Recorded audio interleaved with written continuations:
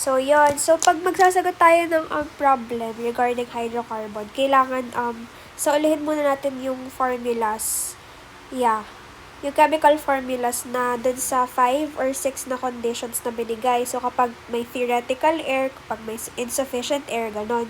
So, start muna tayo dun sa basics. Ito naman ay masasaulo mo along the way kapag nag-try ka na mag-solve. So, first muna natin yung sa theoretical air. So, dito naman, yung basic lang siya na na formula. So, AO2 plus 3.76 N2. Tapos, yung kanyang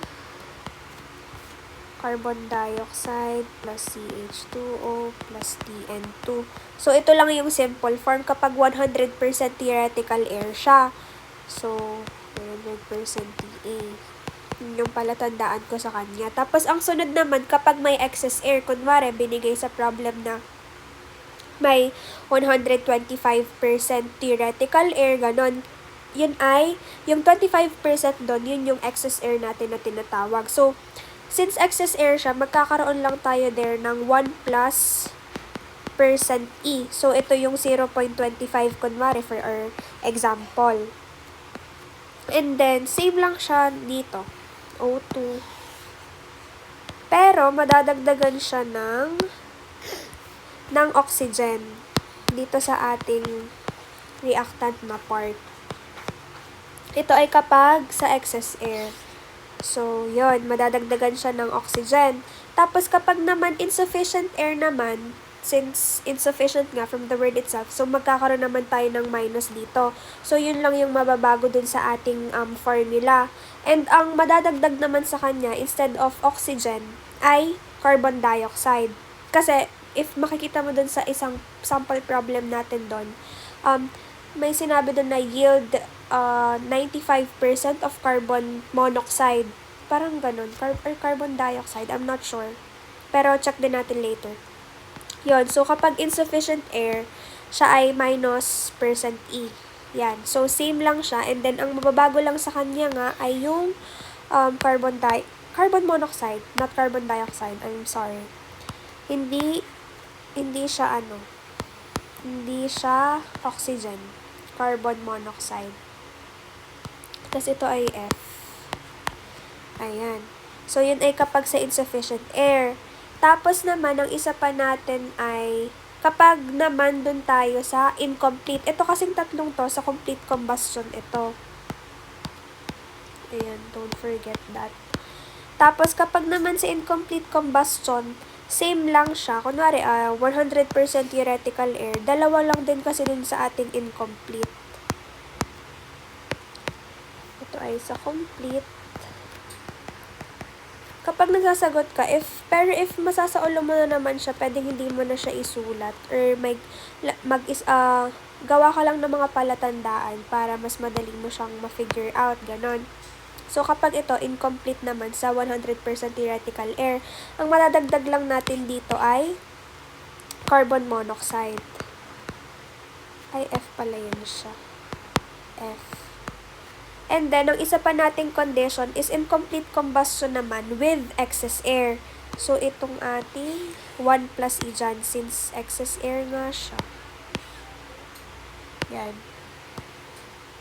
Tapos, ang maa-add naman dito ay yung oxygen natin at saka yung ating carbon monoxide. So, dalawa na silang maa-add here. So, kung dito sa previous nating 4, tigi-isa lang yung madadagdag, like oxygen lang or carbon monoxide. Dito sa incomplete combustion natin with excess air, dalawa na silang maa-add. Yun. So, let's try this sample problem number 2. Ito naman ay with 100% theoretical air. So, medyo madali pa siya. Kaya feel ko kaya-kaya mo naman to. And ang formula nga natin dito, since nabanggit naman nga na 100% theoretical air, ay itong part na to. So, complete combustion siya.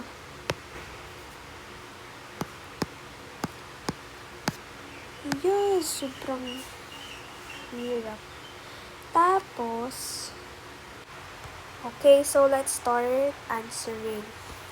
So, diga ang first step natin na i-determine natin si A.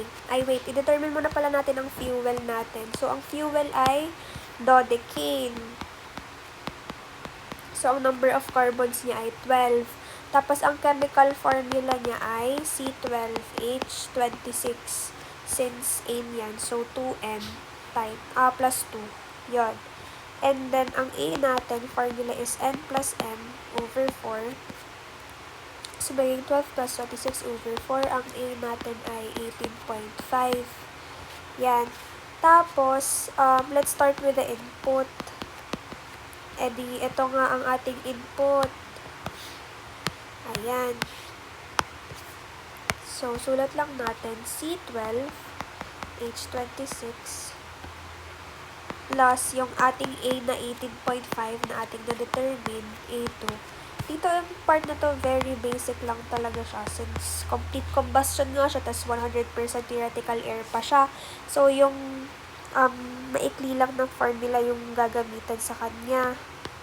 Tapos, simplify it lamang. 69.56 and 2.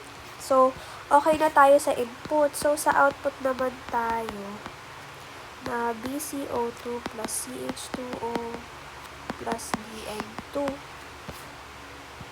E di, magbabalancing lang tayo dito. So, since ang carbon natin naman lang dyan ay iisa dito sa ating input, so ang B natin ay 12. Tapos, ang ating H, or ang C pala natin muna, C. Since meron tayong subscript dito na 2 for our hydrogen, so 26 divide 2 lamang. So, kaya siya magiging 13. Tapos, ang D, as it is naman yan na 69.56 kung ano yung nasa ating input. Tapos, para sa ating, wala na, yan na pala. So, kapag binalance natin yung equation, makukuha natin yung 18.5 sa O2 since 12 plus 12 times 2 plus 13. So, 18.5 times 2. So, mag-i-equal naman yan sila. Tapos, ayun lang. Makukuha natin yung chemical equation, yung complete chemical equation, balanced chemical equation. Pero ang tinatanong sa atin dito kasi, volumetric analysis. So, pag volumetric analysis tayo, i-add lang natin lahat yung products. Ito. Yan. So, magiging CO2, H2O, SN2, i-add lang natin yung mga moles na nakuha natin. So, itong 12, 13, tsaka 69.56, edi yung total niyan na 94.56.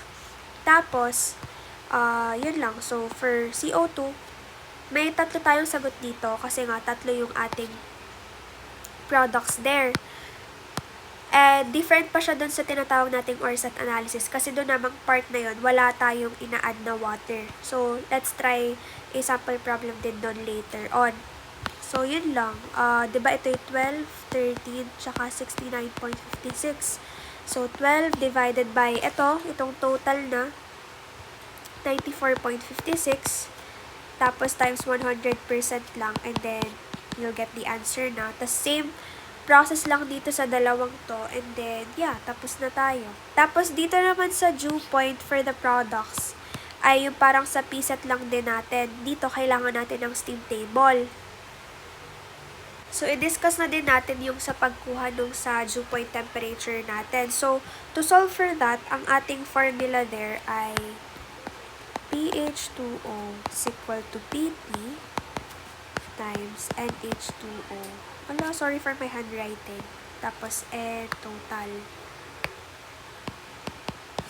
Etong P dito, yun yung ating pressure. Yung given pressure natin, which is 101 kPa.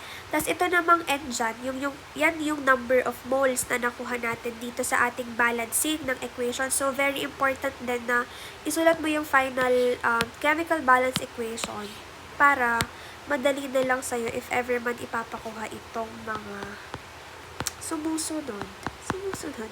Yan, H2O, and then 69.56 and 2. So, box the final answer. Since ito din ay isa sa mga hinihingi talaga sa exam. to chemical equation. Ala, bakit kayo hindi siya nagbabox? Pero yan, sige. So, yun nga, edi isulat natin 101 kPa times yung sa water lang natin. So, ang moles natin sa water ay 13 lamang. Tas yung ito, meaning yan is total. So, lahat ito. Yan, yung tatlo natin. So, 12 plus 13 plus 69.56. And then, yung makukuha natin ditong pressure, hindi ko lang siya ma-check sa steam table right now kasi wala akong sa tabi ko steam table. So, yung makukuha nating pressure dyan, syempre, hindi naman yon magiging eksakto dun sa nakalagay sa ating steam table since meron pa dyang decimal. So, ang kailangan natin dyan ay interpolation. So, hahanapin mo lang, kunwari, ang nakuha nating 'di ba ang given dito ay yon. So kunwari, 'di ba 100 kPa. So kapag kinonvert natin siya sa MPa, magiging 0.01 na lang yan siya dahil mag-move na ng 6 decimals. Oo, tama. So, yan. Edi pagpalagay na ang nakuha natin dito ay mga nasa 10.67589. kPa. Kunwari lang yan ha. Kunwari yan yung nakuha. So, kapag tinner natin siya sa MPa, magiging 0.0110. Yan.